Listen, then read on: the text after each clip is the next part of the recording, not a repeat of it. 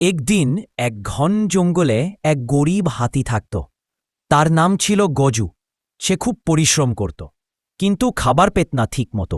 জঙ্গলের অন্য সব প্রাণী তাকে নিয়ে হাসত। দেখো, গজু আবার ফল খুঁজছে, সারাদিন খায় আর কাজ কিছু করে না। গজু দুঃখ পেত, কিন্তু কিছু বলত না।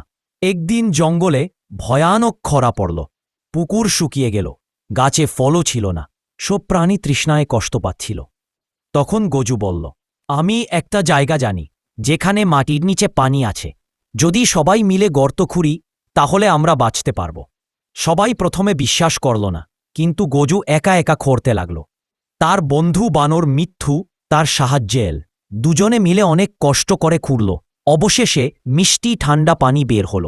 সব প্রাণী খুশি হয়ে পানি খেল। সবাই গজুকে ধন্যবাদ দিল। তখন মিথ্যু বলল, দেখো, যাকে আমরা ছোট ভাবতাম, আজ সেই আমাদের জীবন বাঁচাল। শিক্ষা: কাউকে ছোট বা গরিব ভেবে অবহেলা করা উচিত নয়।